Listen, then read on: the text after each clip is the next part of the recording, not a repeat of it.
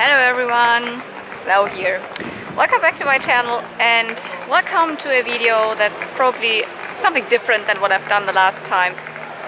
It's not really toy hunting or anything. You see I'm wearing one of my cosplays and I'm in Anaheim, California for Star Wars Celebration. I'm filming this introduction here actually at the end of the first day because the whole day I had I don't know, either we were occupied with something else or we were too lazy or I just forgot about it. But yeah, hey, this is the introduction. I think I will make just one video of all 4 days Star Wars Celebration. If you don't know what Star Wars Celebration is, it's literally the biggest Star Wars convention on Earth, so to say. So we're actually here. We've been to 6 or 5 other Star Wars celebrations before. It's not always in Anaheim, California. Sometimes it's in other cities and places in the US, and sometimes it's in Europe. So we've been to London and different cities. But well, we're here and we actually want to have fun with watching some panels, shopping, watching other I don't know, cosplayers and all that stuff. And of course a little bit of toy hunting as well, because obviously there's Star Wars toys at Star Wars Celebration. So Michi's sitting over there, but if you're wondering, she's eating her banana. And this is the introduction, although it's actually the end of the day, and we will now skip backwards in time so you see what else I did on the first day, and see you. Yep. Oh my goodness. Yeah, not. Very nice. And it's so cute you are wearing Be here tomorrow? Oh yeah, thank you. Are you gonna be here tomorrow? Yeah, the whole weekend. I'll be a stormtrooper. Okay. Female stormtrooper. Female stormtrooper. And then I'll be something called Snow Buffet. I know that one. Oh, you do? Yeah, of course. I'm It's calling you. It's an all new one. I'll be Snow Buffet Saturday. Okay. A new version. New version. A new version. That probably I don't know. And have Baby Yoda, Grogu, but as Dopey. And Dopey's one of the dwarves. That's a great Because of idea. his floppy ears. Yeah, that's a perfect and he's idea. He's holding like a jet. Oh, Because of instead the of mining. Yeah. Instead of the cookie. Instead of the cookie. Or the chicken nuggies. Yeah, no. Yes, yes. Are you girls gonna go into the command? I'm definitely gonna go in. Yeah, I'm not sure if we were already. It was a little bit frustrating how to find out which hall. We didn't get any of the panels because we actually also like to be watch the big panels, but there was a system and we didn't get got selected, and it's a little bit difficult. I went to a yes. Of course. Sure. I got videos. I gave them medals. Okay, I said a little bit of toy hunting, but honestly, I immediately started that day because this is a really, really cool vintage booth. So this vendor mostly had vintage stuff like this family Ewok playhouse, treehouse up there. And this is a cute little wicked Kenner preschool telephone. I fell in love with it. I didn't buy it immediately. I bought it a couple of days later, and it kind of sparked my interest in those cute vintage Ewok toys and things that were produced either for Return of the Jedi or also for the Ewok cartoon series, which I've never watched. Now I have watched a couple of episodes. It's pretty cute. Also this, I did not buy this, but now looking at it, it's in the box. It's Nisa, and I think it's a piggy bank. I'm a little bit bummed, why didn't I buy it? The price was pretty good. Yeah, I mean, that was just the start of my little Ewok love. Look at this little coloring book, so cute. And yeah, I kept returning to this vendor a couple of times over the course of those 4 days, and I bought couple of things there. Not that first day, I think. I honestly don't know what that is. It's like an order form or mail order something for Kenner, and it shows not only Kenner Star Wars but also Strawberry Shortcake and the Care Bears. I don't know what this was about, but it was very expensive. Yeah, lots of Star Wars and non-Star Wars vintage stuff in those cabinets. So lovely to look at. And of course, tons and tons of figures, those 3 3/4 inch ones, very, very cheap this bin. I mean, not vintage ones, those are, I mean, you can consider them vintage, they're from the 90s. Those were all kind of broken, so that was, I mean, I'm not that picky, but I don't want broken figures. So those were not for me. Over there, of course, also lots of like vintage Kenner. So those loose, those figures, nothing really for me in there. But yeah, of course, lots and lots of the Power of the Force card backs. But in the corner there, also something non-Star Wars, but kind of interesting to me. Lots of like Motu style figures and also real Masters of the Universe. But those, like this purple one there, is a Remco Warrior Beast, and the one next to it as well. And this two-headed dragon thing, I think, as well. Those are knockoffs, Motu knockoffs. Oh, by the way, this is a Black Star. So interesting to see that stuff as well at Star Wars Celebration. And those Warrior Beasts were pretty good priced, like at 30 a piece. They are, because they're very, very popular amongst the Motu collectors. So I was just like, should I buy them? But I was really not convinced at that point to buy anything non-Star Wars at Star Wars Celebration. But I definitely kept looking also at all of the He-Man ones there. Battle Armor He-Man, for example. And the prices were like, if you consider me seeing them at the big, the warehouse where I was before the collectible show, they were really expensive there, and they were kind of inexpensive here. Yeah, well, there was also Mumra I just showed. The Cyclone I was kind of considering buying because it was complete and very inexpensive, but had very loose legs. And as I said, I wasn't really convinced at this point to buy something non-Star Wars at Star Wars Celebration. But there were a couple of vendors that had those cool vintage items. For example, here this old Coca-Cola Return of the Jedi cup with this vintage art on it. Or, yeah, some of these Episode 1 silly, lollipops and things. And I think there was one more Ewok item, which I'm now like, why didn't I buy this? I think this is the same one, which I just showed you in the box. So this Nisa a piggy bank. Some straws with little pit droids on it, just cute. Or funny. I mean, I don't know if you consider pit droids cute. Oh, you could. And yeah, tons and tons of vendors with, of course, new stuff, old stuff, everything in between. And there, at least you can see the big vendor hall. A little R2-y there. It took a long time to go through all of those booths. We, of course, had 4 days. Here I am again at a booth that has more vintage stuff. Something Ewoks. I kept finding so much Ewoks stuff that I'm just now like realizing, like, why didn't I buy anything of that? Because right now I'm a little bit obsessed with vintage Ewok stuff. Of course, lots of vintage Kenner. Not only figures, but like play sets and vehicles, all in the box. Not obtainable for me, and I wouldn't even want to buy that because it's huge and very expensive. But it's so cool to look at. And this was also another vendor that I kept coming to a couple of times because he had such a big variety of things, from new to like the 90s to prequels and vintage, and so that was just fun to look at, because every time I kept coming there, I saw new things that I haven't noticed before, or maybe that weren't even out there. For example, this Power of the Force Jabba's Palace playset. Or I don't even know what this figurine was. It looked pretty cool. I think it was the announcer from the portraits from Episode 1, if I saw it now, yeah. Well, very limited space there, but yeah, huge boxes. You can see them at the right side already, with like, at this first box I just saw, lots of playsets, or more like vehicles, Slave 1 and X-Wings and Y-Wings and all that stuff, which, well, it's not really something that I would buy. I love that, but I have just no space, and if I now start buying huge, I love the Y-Wings. Y-Wings are my favorite type of starfighters. This is a Y-Wing there. They are. Oh, this is an A-Wing. I also love them. I mean, everyone knows the X-Wings, but I especially love Y-Wings and A-Wings. But if I start now getting stuff like that, because it was not expensive there, I need to buy myself a warehouse or something, because I have no space.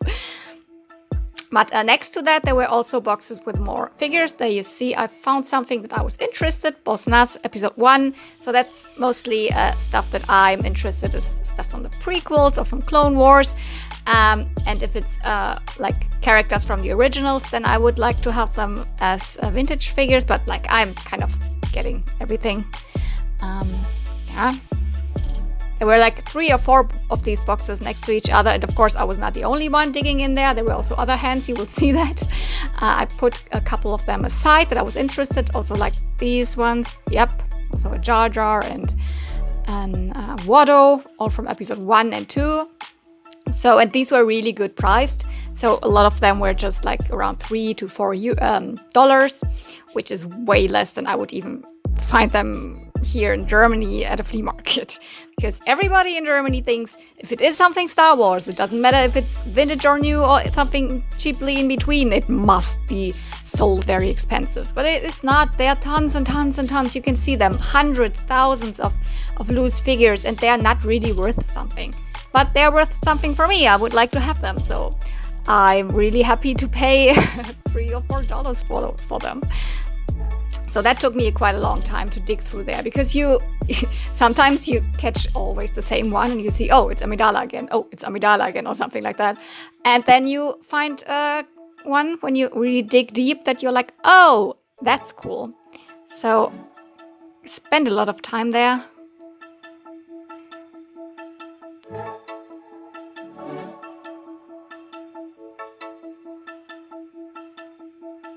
And I can definitely tell you that this box, like at the last day of celebration, was nearly empty.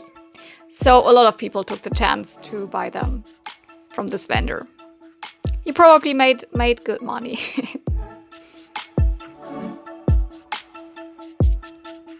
I have that one, but I love it.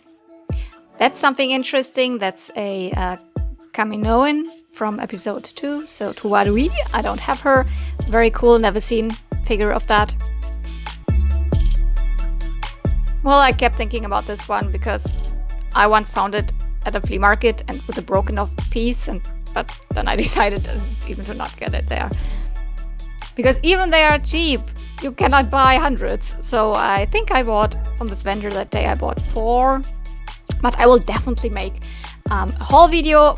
By the way, it is actually already filmed, so you will also see directly and in front of the camera, and not just me digging through the stuff, what I bought and what I all picked up at Star Wars Celebration, which is not only toys, because I also bought clothing pieces and accessory, other stuff, which you might not see in the video.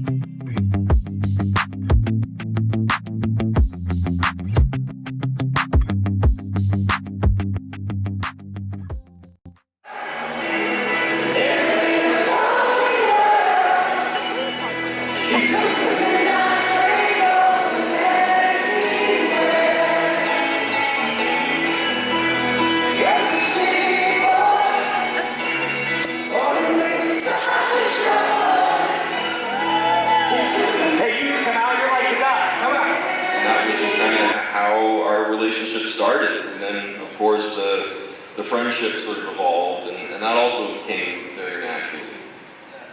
I mean, we just got on really straight away, you know, and we spent a lot of time, like we talked about, in the fight club, in the fight gym, and that's a really good way to get to know somebody. You know, to fight with each other, you have to really trust each other, because you can't get it wrong. You have to trust each other not to make a wrong move, because you can hurt each other, you know. In those days we were fighting with metal, the lightsabers were made of metal. I don't know, some kind of alloy. I can't remember what it was. Aluminum too, but like Yeah. standard. But by the time we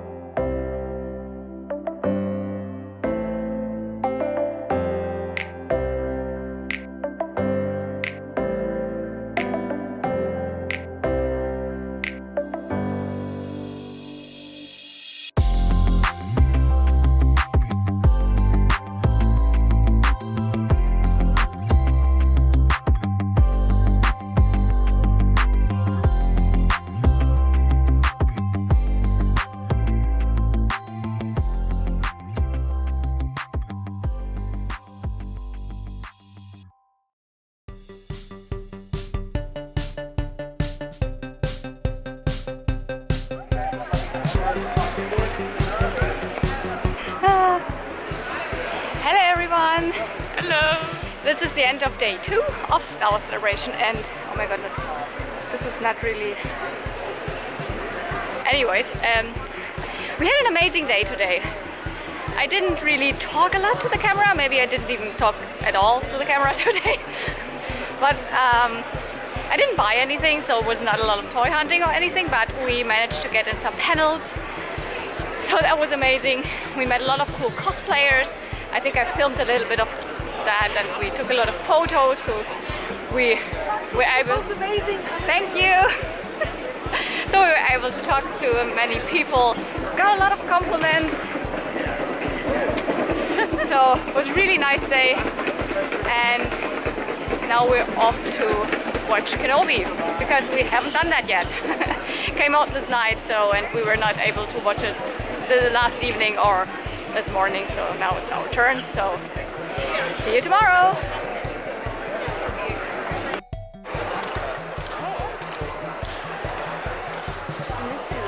So the third day I actually did some more toy hunting again.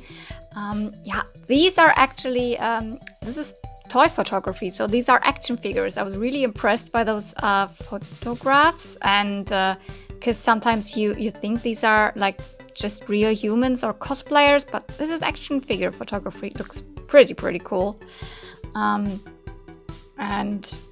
yeah, me too, I found a lot of these old episode 1 drinking cups. By the way, stuff for episode 1.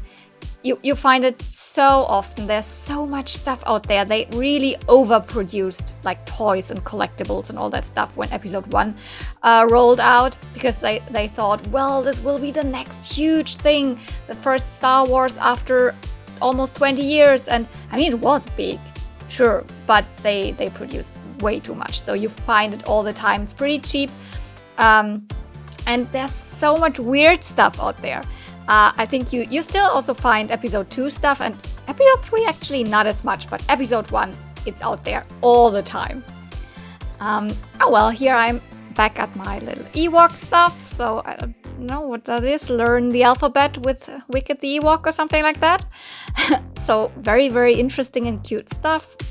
I think these blue cards are unused back cards for old pest dispensers. So like super random but super interesting. An old Empire Strikes Back magazine and an old porcelain figure from Bib Fortuna from Return of the Jedi. Why not?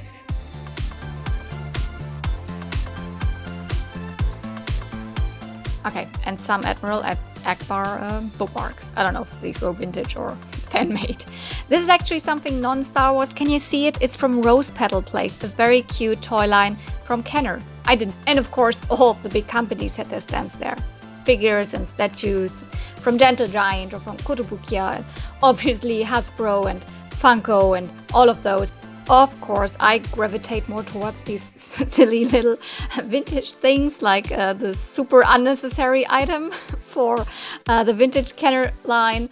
And this booth also, I saw some, for the first time, I saw some graded figures. Grading, that means there's a company that officially approves the quality of the item and that it's official and original. And that one had a grading of 80 on it, so interesting to see something like that. Oh yeah, what we definitely saw a lot was these cutesy little Grogu items, but like, yeah.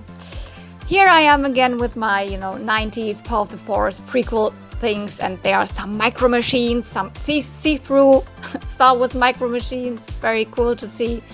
And I really like this super silly episode 1, I don't know, boat item, super unnecessary, not in the movie, but well, yeah.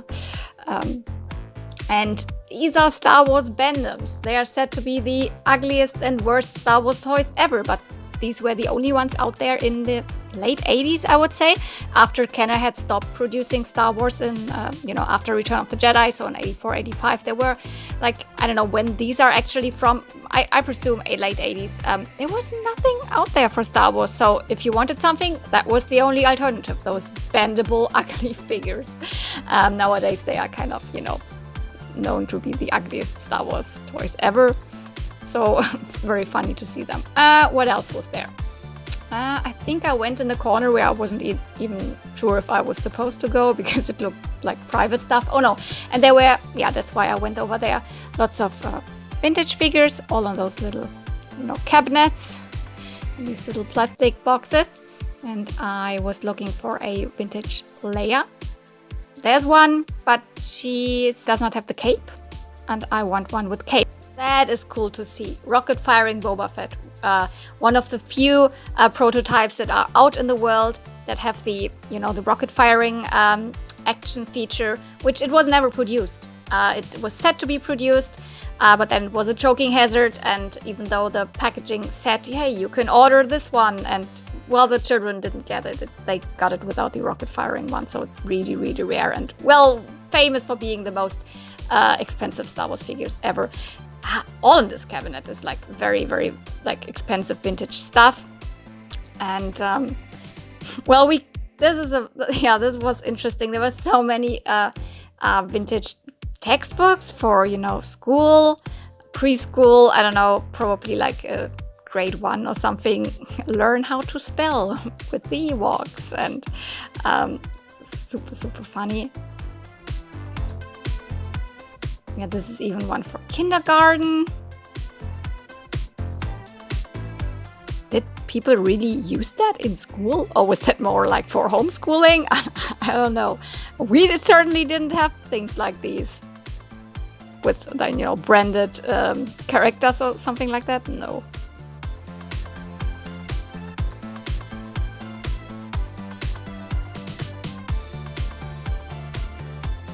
And more non-Star Wars stuff. This is from Captain Planet, a cartoon from the early 90s. There's a little bit of Thundercats and Dungeons and Dragons.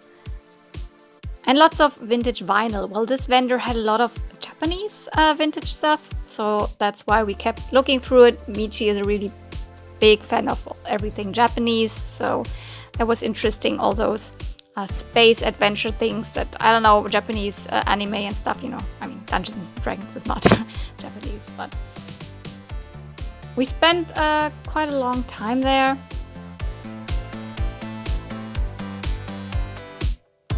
Kamen Rider, there's the Moomins.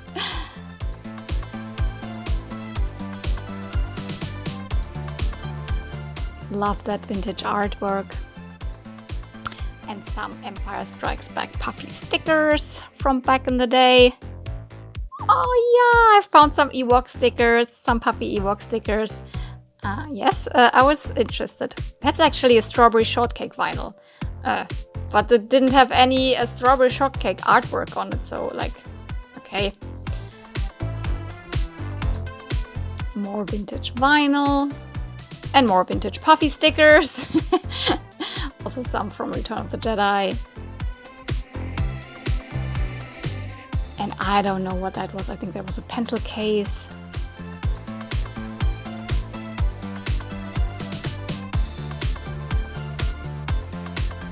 And some smaller artwork, everything like written in Japanese, like that was this newer, that's from Rogue One, like the poster. And I don't know Titans, what that is, probably some comics.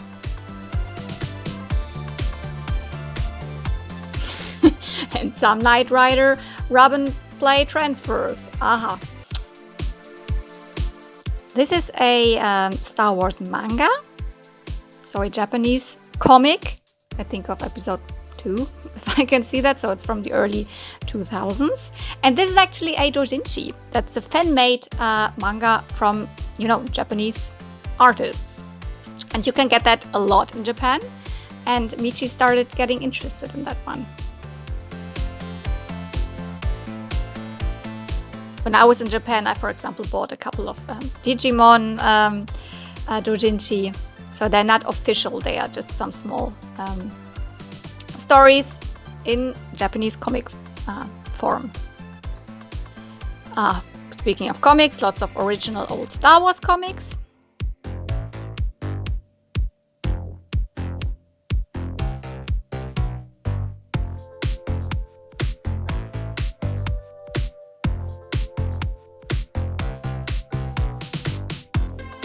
And yeah, it's so silly sometimes. Obi-Wan and Anakin in midst of teddy bears. But well, the Ewoks are also teddy bears, right? So yeah, I bought those Ewok stickers and Michi bought the teddy bear, Anakin and Obi-Wan doujinshi. So we both bought teddy bears. Oh, why didn't I buy that one? That's kind of a, you know, watercoloring set of Ewoks. I think it was pretty expensive. That's why I didn't buy it. I mean, even the stickers already bought cost $15, which is like for stickers. But they are cute and they are vintage, and I wanted them. As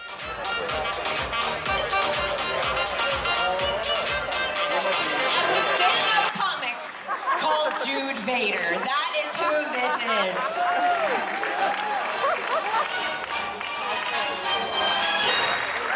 Took an additional 130 hours of hand sewing to produce the remaining sections of the outfit.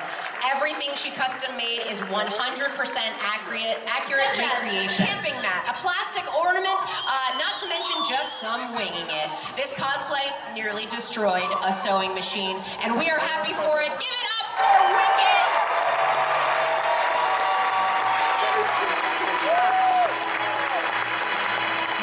Sewed the garments at her kitchen table and modeled the hard parts in 3D. The massive collarbone took almost 4 days to print. Little gonk power droid started its life as a couple of 30-gallon storage containers. The middle strip is made of steel and is bolted into the top container. The greeblies are a mix of 3D printed items, bottle caps, cut acrylic pieces, and various items found around the garage. This original creation took months of studies and craft to both fit into the Star Wars universe spirit and being unique as an original character. The body paint takes between 8 to 10 hours to be done. Every pattern is handmade. There is leather and metal, molded resin, and 3D printed parts, all painted by the cosplayer himself. The tanks and electro staff are made from recycled PVC from her father's garage. Buttons and dollar store toys make up the nozzle and the gadgets in both the tanks and staff. This costume was patterned and handmade by Erin over the course of the last 2 years using promotional photos from the movie and the costuming exhibit. This black... Tim found his passion and escape upon his retirement from the active duty military in prop making. He has spent countless hours teaching himself 3D modeling skills, silicone mask making. The fabric used to create Her Majesty's gown is a furry fabric for the outer tunic. She wants to note that no galactic animal was harmed for the creation. And a black brocade fabric for the inner to add the dramatic touch. In The Mandalorian. Very nice. Now we've got a little Grogu on the back. 100 hours to complete. This includes the headpiece, which she sculpted, molded, and then cast from silicone. The dress is made from suede with heat press vinyl detailing on it.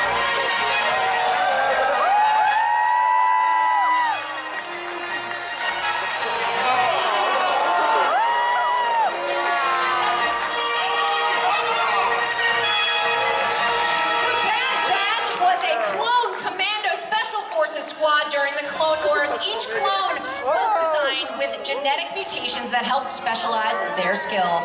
Led by Clone Sergeant Hunter, the squad also consisted of mashup. This is 1-foot EVA foam blocks were used as platforms to give the costume height, which stands at about 6'7", and painted every single piece herself. She painted her headband, she wired the electronics, she sewed her boot covers, she made the patterns for her jumpsuit. Jerry says that getting the suit finished in time for celebration has been a time of special celebration. There are 270 petals from 25 yards of fabric that were individually cut, hand-dyed in pink and yellow shades, then gathered and stitched. Feathers are individually sewn and are composed of different colors of tulle layered over a piece of corset and boning. The gold headpiece and detailing of... There you go. Come on down, friends. Scooch. We want to make sure we can get everyone in the photo. Come on down. To your right-hand side for us, please. I had to figure out which way is right and left.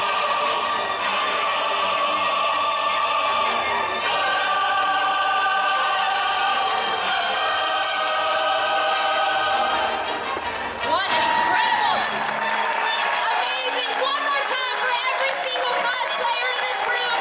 Thank you all so much for being here. Have a wonderful day at Star Wars Celebration. May the Force be with you. Woo!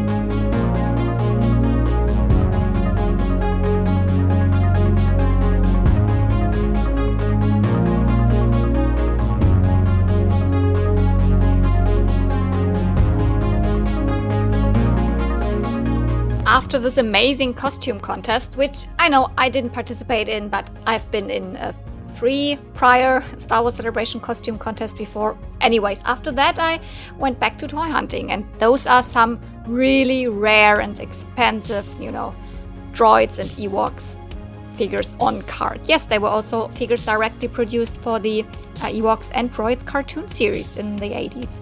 So they are from 85, I think, and incredibly hard to find, let alone on card. So amazing to see, definitely. I think a couple of them were even graded.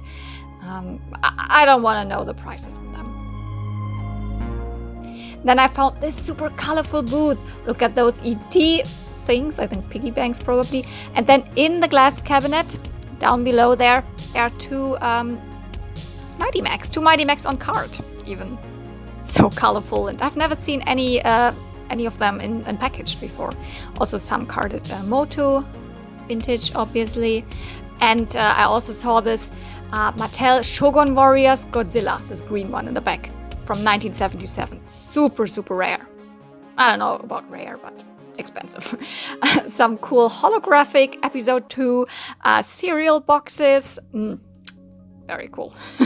And some other strange Meiji, so Japanese fast food, whatever items with Star Wars on it, and there were actually tons and tons of vintage cereal boxes that in some shape or form had Star Wars printed on it. And some more Ewok stuff. Oh yeah, Watto. So much Ewok plushies. And I'm still mad about not picking more Ewok stuff up.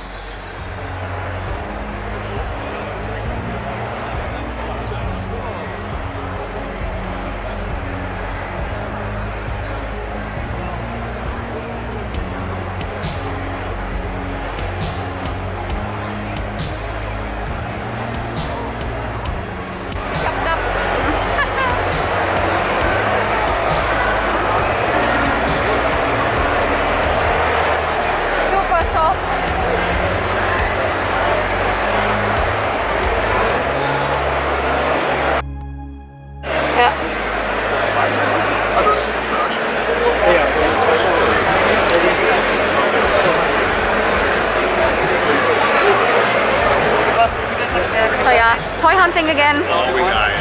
And I was actually looking for a vintage layer with the cape.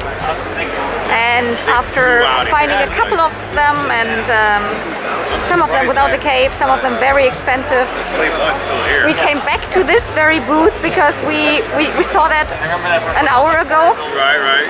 And it was kind of difficult to find this booth again, but I think that's a good deal.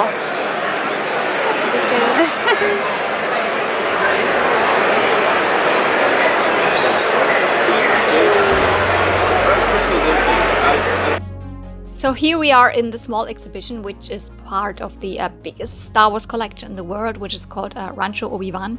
And this year was all about Mandalorians, and so you can see even 3 more of the rocket-firing Boba Fett. So that day I saw 5 of them.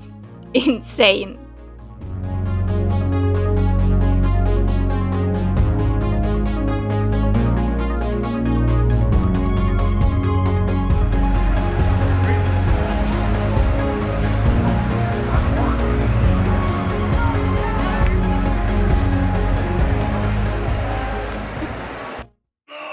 And then wait around a couple of years, and then we get a seat on stage with you. That's about it.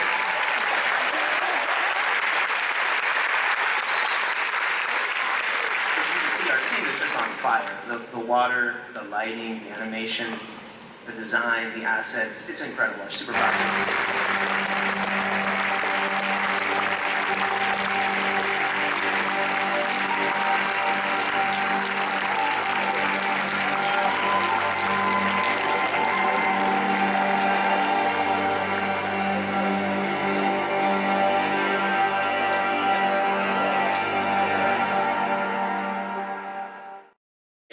Watching this here, this theater is full.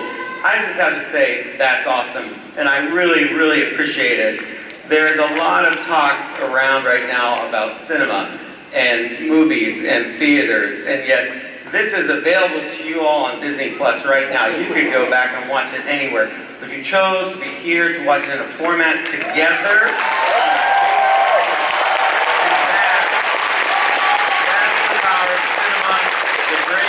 Together, and I gotta say, I think you're going to be very proud of you all this moment.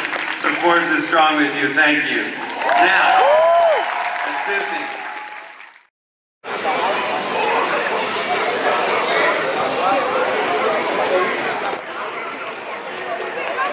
Hello everyone! I don't know if you can hear me, maybe it's a little bit loud. Hello! So, I think I haven't talked to the camera in a day. I don't know when I talked last to the camera, but it's Sunday, it's last day of celebration, and I'm wearing my very comfortable costume. I'm really glad that I'm wearing this today, because we were sitting mostly in the big stage and we were watching panels, and sitting in there and watching panels, it's really something I don't need to wear a super extravagant cosplay for. So yeah, we saw an amazing panel about Bad Batch, and we were not even sure if we would get in, because we didn't get selected. We didn't get selected for the lottery, and we were like hoping that we could get in via the standby line, and it worked.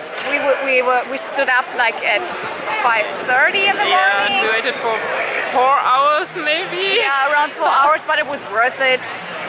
I mean, Michi, she's a really, really big fan of the Bad Batch. If you have no idea what the Bad Batch is, it's one of the animated series of Star Wars. And yeah, only the first season is out yet, but we saw a little sneak peek of the second season, and we saw the trailer, and it's always amazing to see the voice actors and the producers and the whole, like when you're sitting in a big stage with everyone that's a big fan of the same thing that you are there for, it's always amazing. So I don't know what the rest of the day will be.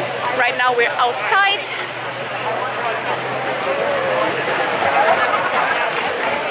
We have a couple of things that we want to do. We're gonna take some more pictures. I don't think that I will shop anything more. Maybe one last stroll through the vendor floor, but yeah. What did I say? No more toy hunting? I told you I would return to this vendor a couple of more times. Yeah, so I already have 2 more figures in my hands, as you can see.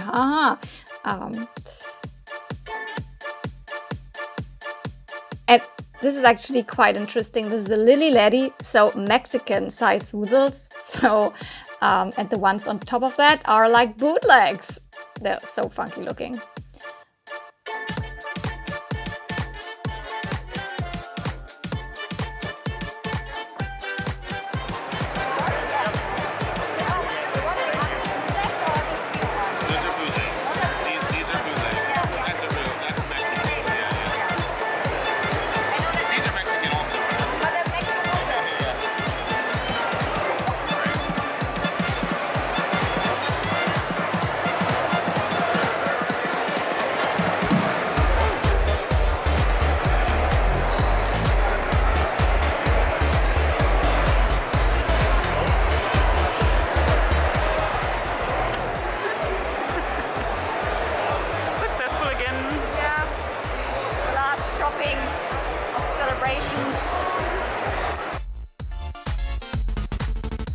Okay, do you see this green and red kind of tiger there, down there? Yeah, it's a like vintage Masters of the Universe battle cat, and yeah, the last day I was convinced it's okay to buy something on Star Wars at Star Wars Celebration. By the way, this is the first vendor where I showed you all of those Motu figures. All of the other days, that battle cat was not there, so he apparently just brought it the last day, and I bought it because it was a good price. So now I'm the proud owner of a battle cat. Yeah, I bundled it together with 2 of the figures and got it for a good deal. There you see, the transaction is complete and I'm happy. Last purchase of the day and of celebration.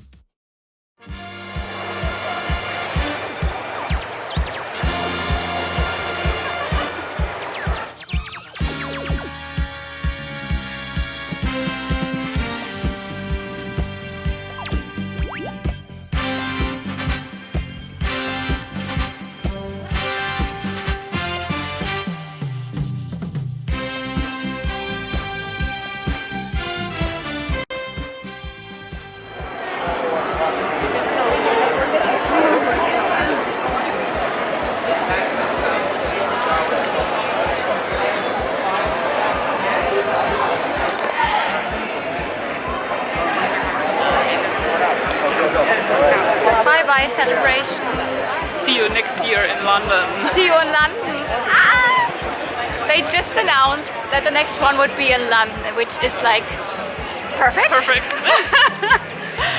Because that's like an easy travel from Germany. I was really not expecting them to make like a European celebration again. Definitely not. Like I was putting all my bets on Orlando probably, but now let's hope we get the tickets.